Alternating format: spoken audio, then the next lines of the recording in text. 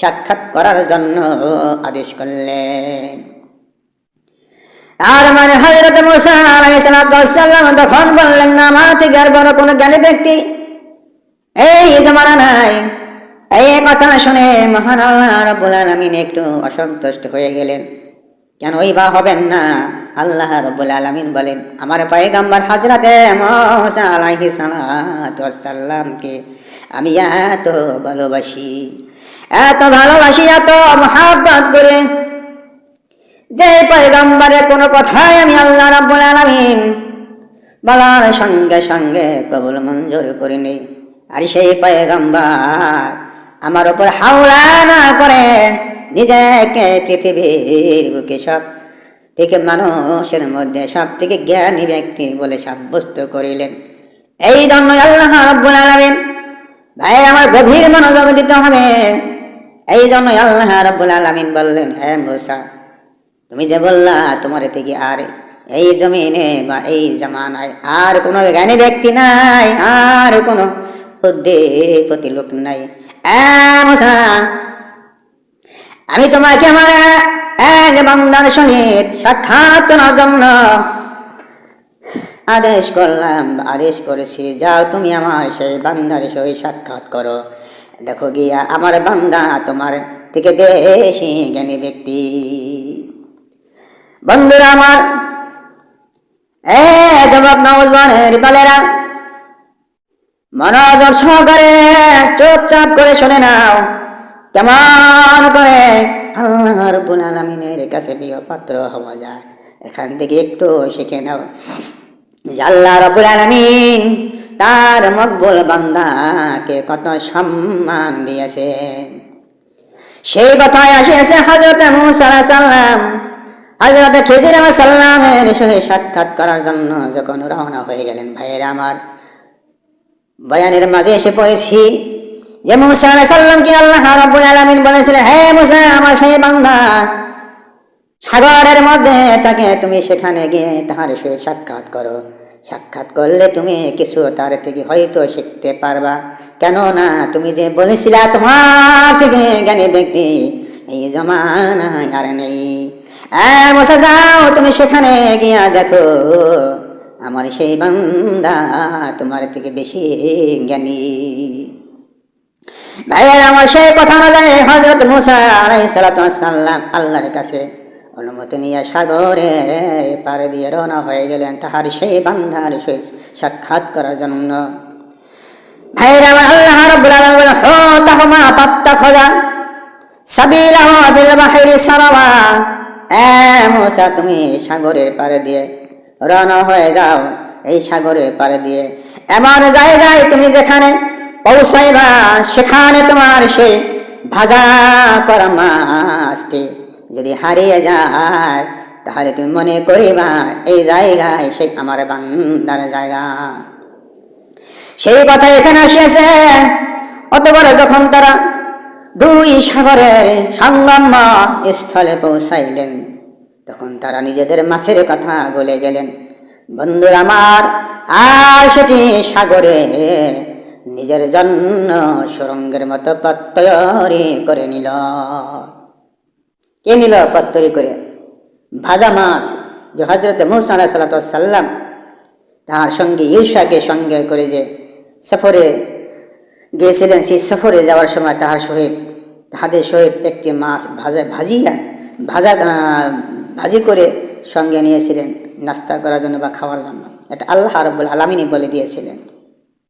তখন সেই মাছ যখন তারা সাগরের পাড় দিয়ে হেঁটে হেঁটে যাচ্ছিল, বলা হয়েছে বহু দূর যাওয়ার পরে হযরত মূসা আলাইহিস সালাম তার সঙ্গীকে বললেন, হে আমার সঙ্গী ইউশা, চলো আমরা এখন একটু বিশ্রাম করে নিই, কেননা আমরা হাঁটতে হাঁটতে আমরা ক্লান্ত হয়ে গেছি, পেরেশান হয়ে গেছি। অতএব চলো আমাদের যে সঙ্গে ভাজা একটি মাছ আছে, সেই মাছটি দিয়ে আমরা একটু নাস্তা করে আমরা একটু বিশ্রাম করে নিই, তারপরে আবার সামনের দিকে রওনা করব। ভাইয়েরা আমার, যখন হযরত মূসা আলাইহিস সালাম তার সঙ্গীকে বললেন, চলো আমরা এক জায়গায় একটু বসে নেই এবং কি আমরা আমাদের সেই সঙ্গে করে নিয়ে আনা সেই ভাজা মাছটি দিয়ে নাস্তা করে নেই। ভাইয়েরা আমার, বলা হয়েছে মুসা আলাইহিস সালামের সঙ্গী ইউশা বলে উঠলেন, হে আল্লাহর পয়গম্বর হযরতে মুসা আলাইহিস সালাম, আপনি যে মাছের কথা জিজ্ঞাসা করেছেন সেই মাছ তো আমাদের কাছে নেই, কেননা আমরা যেখানে বসেছিলাম সেখানে সেই আমাদের ভাজা মাছখানি থলি থেকে বাইরে হয়ে সাগরে পানির মধ্যে চলে গেছেন। এমনকি সেই ভাজা মাছ পানির মধ্যে গিয়ে তিনি নিজের জন্য পানির মধ্যে সুড়ঙ্গের মতো পথ তৈরি করে নিয়েছেন। বাইরে আমার বলা হয়েছে যেখানে সেই মাছটি সাগরে চলে গেলেন, বলা হয়েছে ওই সাগরে যে স্থানে মাছটি চলে গিয়েছিলেন সেই স্থানে সেই সুড়ঙ্গি রাস্তার মধ্যে বিরাট একটি পাথরের নিচে দিয়ে আবে হায়াতের ঝর্ণা প্রবাহিত হচ্ছিল। সুবহানাল্লাহ। আল্লাহ তাআলার কুদরত, আল্লাহ তাআলার কুদরত কত বড়, যে মাছটি নদীর যেই জায়গা দিয়ে রাস্তা তৈরি করে সাগরে চলে গেছেন, অথচ সেই রাস্তার মধ্যেই পানির মধ্যে ভিতরে বিশাল একটি পাথর, সেই পাথরের নিচ দিয়ে আবে হায়াত নামক একটি ঝর্ণা, আবে হায়াতে নামে একটি ঝর্ণা প্রবাহিত হচ্ছিল। তখন তারা সেই ঝর্ণার নিকটেই হযরত মুসা এবং তাহার সঙ্গী ইউশা দুজনেই বিশ্রাম করে নিয়েছিলেন, তারা ঘুমিয়েছিলেন। যখন তারা ঘুমিয়ে গিয়েছিলেন তখনই আল্লাহর হুকুমে মাছটি জীবিত হয়ে ঝুড়ি থেকে বের হয়ে আশ্চর্যজনকভাবে সাগরে সুড়ঙ্গ ন্যায় পথ বানিয়ে চলে গেল। সুবহানাল্লাহ।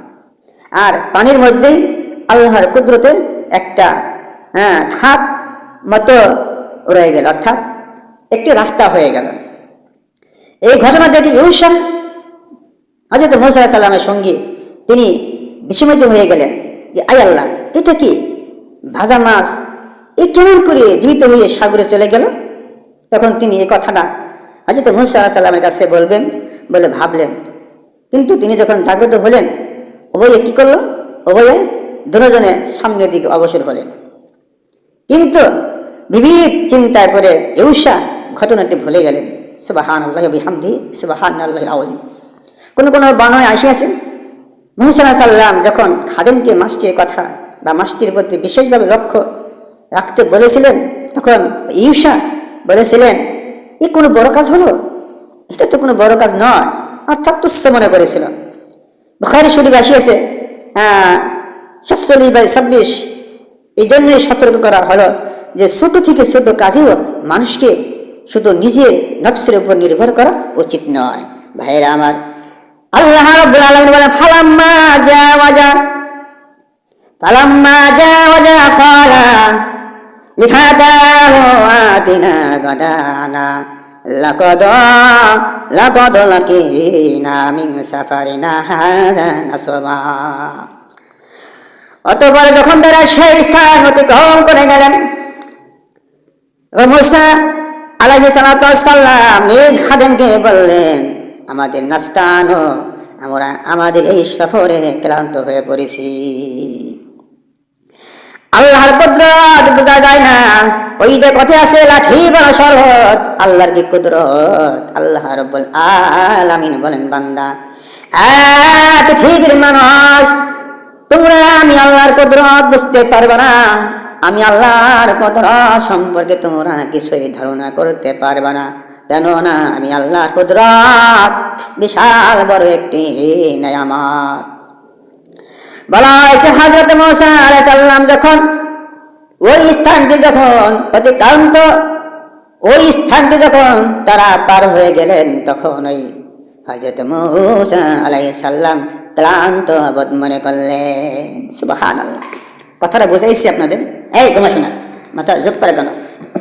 এখানে কত সুন্দর কথা যে হযরত মুসা আলাইহিস সালাম এবং তাহার সঙ্গী যতক্ষণ পথ অতিক্রম করছিলেন, যতক্ষণ তাহাদের সহিত ভাজা মাছটি ছিল, ততক্ষণ তাদের পথ চলাকালীন কোনো ক্লান্ত বোধ হয় নাই, তারা হাঁটার তালেই থাকছে।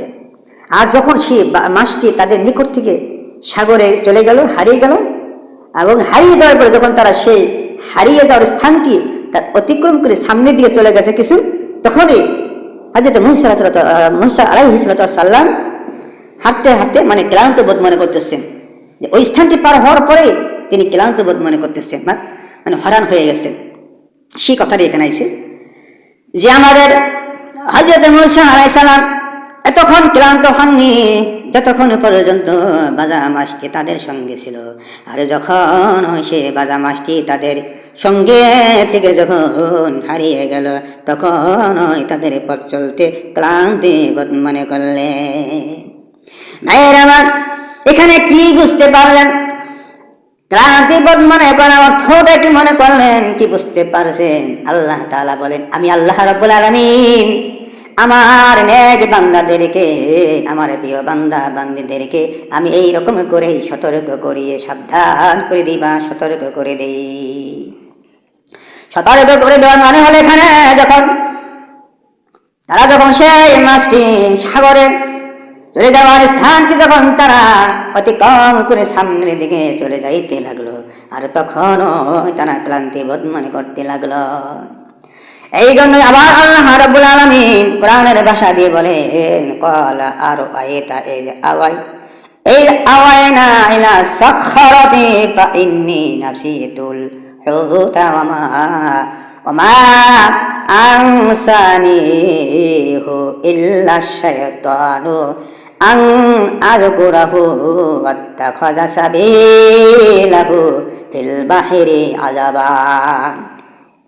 ভাইয়েরা, সে বলল, আপনি কি জানেন আমরা যখন পাথরটির নিকট বিশ্রাম করেছিলাম তখন আমি মাছটির কথা বলে গেলাম এবং শয়তান আমাকে তার কথা বলতে বলিয়ে দিয়েছে, আর মাছটি আশ্চর্যজনক ভাবে সাগরে নিজের পথ তৈরি করে চলে গেল। ভাইয়েরা, আমরা এই জন্য এবার আসল কাজের কথা ভুলে যাওয়া এবং যত স্থানে স্মরণ না হওয়ায় শয়তানে প্ররোচনার ফল। আল্লাহ তাআলা আবার বলেন, ক্বালা যালিকা মা কুন্না নাবিঈ ফারতাদ্দা আলা আসারিহিমা কাসাসা। মুসা আলাইহিস সালাম বলেন, ওই স্থানটি তো আমরা অন্বেষণ করেছিলাম। যে মুসা আলাইহিস সালাম বললেন, আরে কও কি বেকুবের মতো কথা বলো, কোথায় চলে গেছে সে মাছটি? আমরা তো সেই স্থানটি খুঁজতেছিলাম, ওই স্থান কিন্তু আমাদের গন্তব্যস্থল। চলো চলো চলো চলো সামনের দিকে, অর্থাৎ পিছনের দিকে চলো, কোথায় সেই স্থানটি? তখন অতঃপর তারা নিজেদের পদচিহ্ন অনুসরণ করে আবার পিছনের দিকে চলে গেলেন। বলা হয়েছে তারা যেখান দিয়ে সাগরের পার দিয়ে হেঁটে হেঁটে আসছিলেন, বলা হয়েছে তৈরি করা রাস্তা ওই সময় ওই জায়গা দিয়ে ছিল না। অর্থাৎ ওই সময় তারা যে স্থান দিয়ে সামনের দিকে এসেছিলেন ওই স্থানটি কোনো রাস্তা ছিল না, কোনো পথ ছিল না। সেই জন্য তারা কি করলো, যে তারা পরবর্তী সময় অর্থাৎ পরে তারা তাদের পিছনের দিকে যাওয়ার জন্য নিজেদের পদচিহ্ন দেখে দেখে পিছনে ফিরে গেলেন। অর্থাৎ তারা যে হেঁটে হেঁটে আসছিলেন বা আইছিলেন ওই পায়ে পাড়া পাড়া পাড়া দেখে দেখে দেখে পিছনের দিকে আবার চলে গেলেন। বলা হয়েছে আল্লাহ রাব্বুল আলামিন বলেন, ফাওয়াজাদা আবদাম মিন ইবাদিনা আতাইনাহু রাহমাতাম মিন ইনদিনা ওয়া আল্লামনাহু মিন লাদুন্না ইলমা। ভাইয়েরা আমার, আল্লাহ রাব্বুল আলামিন আমার এক বান্দাকে পেলেন যাকে আমি আমার পক্ষ থেকে বিশেষ রহমত দান করেছিলাম এবং আমার নিকট থেকে শিক্ষা দিয়েছিলাম। কে বলেন? আল্লাহ রাব্বুল আলামিন বলেন, আমি আল্লাহ রাব্বুল আলামিন আমার এক বান্দাকে হযরত মূসা আলাইহিস সালাম পেলেন যাকে আমি আমার পক্ষ থেকে বিশেষ রহমত দান করেছিলাম এবং আমার নিকট থেকে তাকে শিক্ষা দিয়েছিলাম। বন্ধুরা, আমার সেই বান্দা ছিলেন হযরত খিজির আলাইহিস সালাম, যাকে আল্লাহ রাব্বুল আলামিন খাস রহমত দ্বারা ধন্য এবং সৃষ্টির রহস্য সম্পর্কীয় জ্ঞানের বিশেষ অংশ দান করেছিলেন। হযরত খিজির আলাইহিস সালাম সম্পর্কে আবার আসিয়াছে যে হযরত খিজির আলাইহিস সালাম কি নবী ছিলেন না রাসূল ছিলেন? তিনি কি নবী বা রাসূল ছিলেন কিনা সেই সম্পর্কে আবার বলা হয়েছে যে হযরতে খিজির আলাইহিস সালামকে রাসূল বলা হবে না, নাকি নবী বলা যাবে কিনা সেই সম্পর্কে তিনি কেবল একজন ওলি ছিলেন নাকি এইরকম হবে। ভাইয়েরা আমার, এইরকম এটা নিয়ে মতভেদ রয়েছে। এত জটিল বিষয়ের চূড়ান্ত ফয়সালা এখানে দেওয়া যাবে না, সময়ের ব্যবধান হবে, সময় পাওয়া যাবে না। তারপরে আমি প্রথম একটু বলে দিই, একটু সামান্য পরিমাণের কিছু বলে দিই যে তাকে নবী বলা স্বীকার করা উচিত। আমি বললাম যে তাকে নবী বলে স্বীকার করা উচিত। আর কোন অভিজ্ঞ আলেমের ধারণা যে যে সকল নবী নতুন শরীয়ত নিয়ে আসেন না, অর্থাৎ অনেক আলেমগণের মতে বলা হয়েছে যে যে কোনো নবী কোন নতুন শরীয়ত নিয়ে আসেন না, তাদের পরবর্তী নবীদের শরীয়ত মেনে নিতে হয়। ওই শরীয়তের পরে বা উপরে তাদেরকে চলতে হয়, বা তাদের ওই দিনের উপরে তাদেরকে আল্লাহর দিনের দাওয়াত দিতে হয়। যাই হোক ভাই আমার, আমি যে কথা বলতেছিলাম, বলা হয়েছে হযরত মূসা আলাইহিস সালাম ও খিজির আলাইহিস সালামের লাভ মানে সাক্ষাৎ লাভ করলেন এবং সালাম বিনিময়ের পরে খিজির আলাইহিস সালামের সাক্ষাতের উদ্দেশ্যে জিজ্ঞাসা করেন। মূসা আলাইহিস সালাম আগমনের কারণ জিজ্ঞাসা করলেন। কে? হযরত খিজির আলাইহিস সালাম মূসা আলাইহিস সালামকে বললেন, হে আল্লাহ ভাইয়ের আমার মূসা, আপনি এখানে কিসের জন্য এসেছেন? বন্ধুরা আমার, হযরত খিজির আলাইহিস সালাম হযরত মূসা আলাইহিস সালামের নাম ধরে বলেন, হে মূসা কালিমুল্লাহ, আপনি এই জায়গায় কিসের জন্য আগমন করেছেন? মূসা আলাইহিস সালাম বলে, এ কি রে, এ কেমন? সে আমার নাম কিভাবে জানলো? আমার নাম ধরে সে বললো, সে আমার নাম জানলো বা কি করে? মূসা আলাইহিস সালাম আগমনের কারণ বর্ণনা করলেন। খিজির আলাইহিস সালাম বলেন, হ্যাঁ মূসা, নিঃসন্দেহে আল্লাহ তাআলা আপনাকে দীক্ষা দিয়েছেন, কিন্তু কথা এই যে আল্লাহর পক্ষ থেকে এমন জ্ঞান সৃষ্টি সম্পর্কিত জ্ঞান আমাকে দান করা হয়েছে যা সেই পরিমাণে আপনাকে দান করা হয়নি। সুবহানাল্লাহ। হযরত খিজির আলাইহিস সালাম বলেন, হে মূসা, আপনি তো আল্লাহর একজন পয়গম্বর, মনোনীত পয়গম্বর। তারপরে শোনেন, আমি খিজির আলাইহিস সালামকে আল্লাহ রাব্বুল আলামিন যে ধরনের জ্ঞান দান করেছেন সেই পরিমাণে জ্ঞান আপনাকে আল্লাহ তাআলা দান করেননি। সুবহানাল্লাহ। আর আপনাকে এমন এক ইলম, শরীয়তের ইলম প্রদান করা হয়েছে যা এত বেশি আমাকে দেওয়া হয়নি। আবার কি করলেন? আবার কি বললেন? হযরত খিজির আলাইহিস সালাম বলেন, হে মূসা আলাইহিস সালাম, এবং আপনাকে শরীয়তের দিক দিয়ে যে ইলম প্রদান করা হয়েছে, যে দান করা হয়েছে, কিন্তু ওদিক দিয়ে আমাকে আল্লাহ রাব্বুল আলামিন ওই পরিমাণে শিক্ষা দেননি, অর্থাৎ শরীয়তের দিক দিয়ে আমাকে ওই পরিমাণে শিক্ষা দেননি। এই জন্য বলা হয়েছে সমুদ্র থেকে পানরত একটি পাখি দেখিয়ে বললেন। কে? হযরত খিজির আলাইহিস সালাম সাগরের মধ্য থেকে একটি পানরত একটি পাখি পানরত অবস্থায় পানি পান করতেছে, এইরকম অবস্থা দেখিয়ে বললেন, হে মূসা, আমারও আপনার বরং সমগ্র সৃষ্টি জীবের সমস্ত জ্ঞান আল্লাহর জ্ঞানের তুলনায় অতটুকু যতটুকু এই যে পানি, এই সাগর থেকে একটি পাখি ঠোঁট দ্বারা একটু পানি সমুদ্র হতে উঠিয়ে পাখির মুখে লেগেছে, বানিয়েছে, এই পরিমাণ ইলম আপনাকে আমাকে দান করেন নাই। সুবহানাল্লাহ। নিজেদেরকে কত ছোট মনে করলো। অর্থাৎ আল্লাহ তাআলা বললেন যে তোমরা নিজেকে ছোট মনে করো, তাহলে কি তোমরা আমি আল্লাহর কাছে বড় হয়ে যাবে। আর যদি তোমরা নিজেকে মানুষের কাছে জাহির করো, প্রকাশ করো যে তুমি অনেক বড় হয়ে গেছো, অনেক বড় মুফাসসির, অনেক বড় মুফতি, অনেক বড় মাওলানা হয়ে গেছো, তাহলে মনে করবে তুমি ভুল করছো। অর্থাৎ তুমি যত পারো তোমার নিজেকে মানুষের কাছে ছোট করো, ছোট করলে তুমি কি হবা? আমি আল্লাহ তাআলার কাছে বড় হয়ে যাবে। সেই কথা এখানে আবার আসিয়াছে। আল্লাহ রাব্বুল আলামিন ক্বালা লাহু মূসা হাল আত্তাবিউকা আলা আন তুআল্লিমানি মিম্মা উল্লিমতা রুশদা। তাকে মূসা আলাইহিস সালাম বললেন, আমি কি এই উদ্দেশ্যে আপনার সঙ্গে থাকতে পারি যে আপনাকে যে ইলম শিক্ষা দেওয়া হয়েছে আমাকে তা থেকে একটু শিক্ষা দিবেন? হযরত মুসা আলাইহিস সালাম বলার পরে হযরত খিজির আলাইহিস সালাম বললেন, ক্বালা ইন্নাকা লান তাসতাতিআ মাইয়া সাবরা। তিনি বলেন, হে মুসা, আপনি আমার সঙ্গে ধৈর্য ধারণ করতে পারবেন না। কে বললেন? হযরত খিজির আলাইহিস সালাম বললেন, হে মুসা, আপনি আমার সহিত ধৈর্য ধারণ করে থাকতে পারবেন না। আবার আল্লাহ রাব্বুল আলামিন বলেন, ওয়া কাইফা তাসবিরু আলা মা লাম তুহিত বিহি খবরা।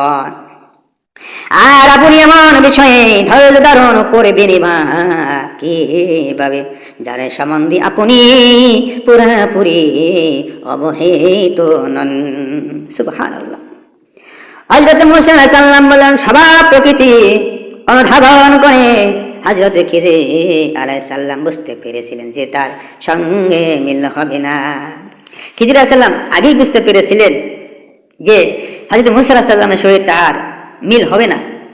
সে তার সফর সঙ্গে শেষ মুহূর্ত পর্যন্ত থাকতে পারবে না, এটা খিজির আলাইহিস সালাম প্রথমেই বুঝতে পারছিলেন তাকে দেখে। যাই হোক ভাই আমার, যে কথা বলতেছিলাম, কেননা সৃষ্টির রহস্য সম্পর্কিত বিশেষ জ্ঞান লাভ করে সেই অনুযায়ী আমল করতে খিজির আলাইহিস সালাম আদিষ্ট ছিলেন। আর মুসা আলাইহিস সালাম যে ইলমের বাহক ছিলেন, তার সম্পর্ক শরীয়তের বিধি বিধান ও মূলনীতির সঙ্গে কাজে সে সকল ঘটনার বিশেষ কারণে শরীয়তের সাধারণ নীতিমালা পালিত হবে না।